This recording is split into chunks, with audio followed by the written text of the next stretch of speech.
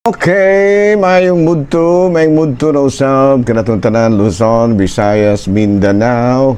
Mayong mudto Philippines, mayong mudto world, mayong mudto universe. Ano na punta mga hingala, dili nga itong tulumanon sa kahanginan, CONA, Catechesis on Air. O ako lang gihapon kining inyong ubos nga alagad, Reverendo Padre Edwin Academia Acab. Abay na mahigala, medyo review lang sa tarong gamay mahigala ha, kay medyo kuan ba, ni amiron ko ni ako ron kag ako mga kaubanan diri sa may Kabangkalan, no? Kay nagkuan mi, nagpilgrimage mi, no? Siguro mga 100 kapinin ako ka mga parokyano sa Ayungon nga ni ami karon diri sa Kabangkalan. Adlaw karon nga kuano, adlaw karon nga Lunes, pizza 27 kini sa bulan sa kining Oktobre, no? So muna nga medyo mubo lang ato karon nga programa higala kay medyo kuanta, medyo busy taga mayro, no? Kay di alagita na kuanta ron nag pilgrimage ta mahigala, no? Ni kita karon diri sa may Kabangkalan, no? Di karon kita sa Kabangkalan o gali pa lang jud kami dugay nga niabot mga higala, no? Mga siguro mga alas 10 kadto, niabot ka mga alas 10 pasado o padayon kita sa ato ang pilgrimage. Ubay-ubay ni makigala nga ako ang mga sakop na nag-pilgrimage karon, no? Di kami karon sa Kabangkalan. Ayan, no? Abi na mahigala, ari kita sa ato ang Saint of the Day. Abi na nga atong Saint of the Day karon, wala lain kung dili si Saint Paul of the Cross, no? Natawo kini si Saint Paul of the Cross manghigala ni adtong tuig 1694, no? 1694 kini siya natawo og taga Northern Italy, no? A former soldier, he turned to solitary prayer and developing a devotion to Christ's passion, no? Dili ni mo higala 27 taron. Sorry mahigala na nibalik jud kog samot imbis nga 27. Ako anda ron higala.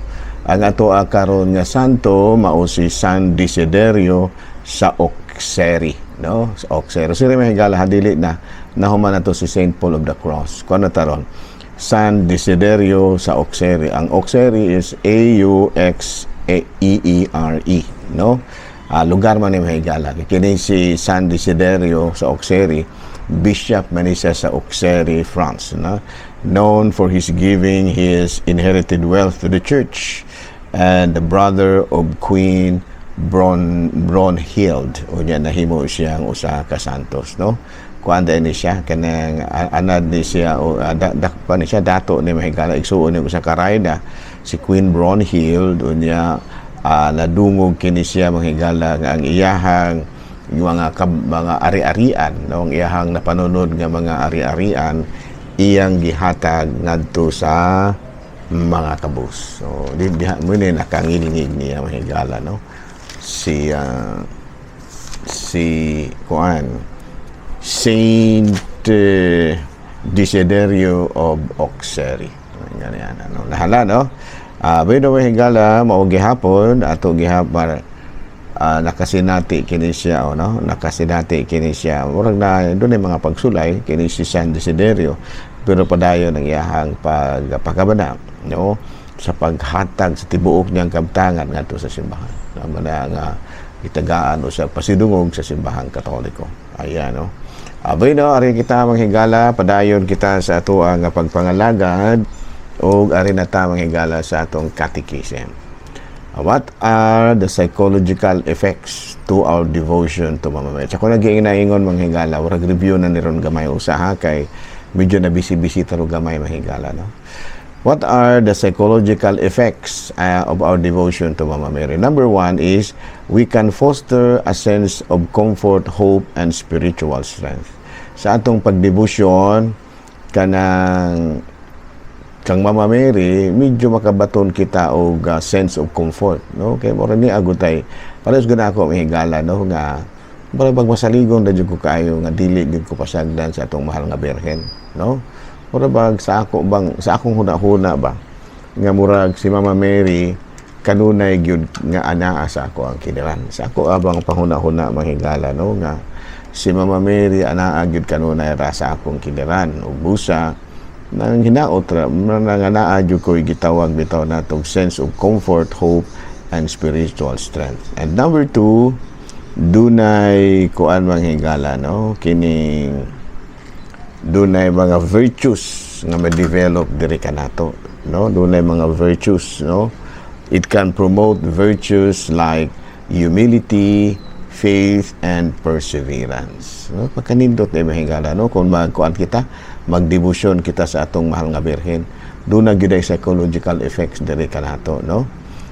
Number 1 is it can foster a sense of comfort, hope, and spiritual strength. Number 2, it can promote virtues like humility, faith, and perseverance. Number 3, it can provide a model of motherly love and intercession. So ito pa, mura makabaton kita sa tinud-anay gyud nga gugmang inahanon o ato og kining gitawag natong pagpangama. Ingon niya na, no? And number 4, it can help us cope with suffering, deepen our relationship with God. Doon na tayo sense of belonging and support within the church. Ano? So muna, no, nga kining atong pagdebosyon sa atong mahal nga Birhen, it can foster a sense of comfort, hope, and spiritual. Sino na, ako ginang nasinati mahigala, no? Kana bang doon na ko'y debosyon sa mahal nga Birhen, mga saligon nagyug ko, no? Kay, alang na ako, si Mama Mary, naaragil kanunay sa akong kira, no? Saligon nagyug ko.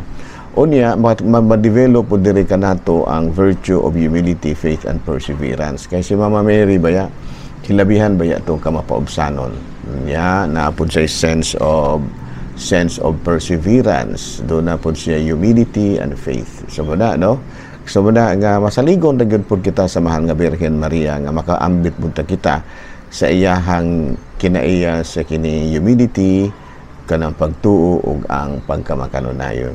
Unya, si Mama Mary po, masunod po nato ang matod pa modelo sa mahal nga Birhen sa iyahang gugma sa iyang mga anak. Unya, matod pa makatabang po ka nato nga makakope nato ang suffering, deepen our relationship with God. Now, doon ay mga don'ts, mga higala, no, sa atong pagdebosyon. So, our devotion to Mama Mary should not be confused with worship, which is reserved for God. So, ito pa, dili kita mo sipiat ani mahigala, no, nga ang ato aragyon is kanang veneration ang ato sa mahal nga Birhen. No, dili gyud nga musangpot pa hinuon nga ato na siyang gihimong Dios. Kung manay problema usahay nato kay murabag musangpot na hinuon nga mura giila na nato si Mama Mary nga Dios. And number 2, Marian devotion, no, Marian devotion is not dili gid kita magbaton og self-serving motive. No, magdebosyon gani kita sa atong mahal nga Birhen, dili gyud na self-serving. Kalagmitan gyud atong pagdebosyon sa mahal nga Birhen, dili alang kanato, kung dili alang sa uban. Unya, we should avoid exaggeration, no? And of course, Marian rule is one of intercession and a powerful example of faith.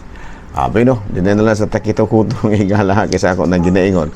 Medyo busy-busy tagamay, no? Niya ating katakaroon sa kabangkalan o nagpahigayon sa ato ang pilgrimage. Okay. Okay, din na lang sa katakutob. Ako lang gihapon kini yung ubos nga alaga Dre, Barendo Padre, Edwin Academia Akaw.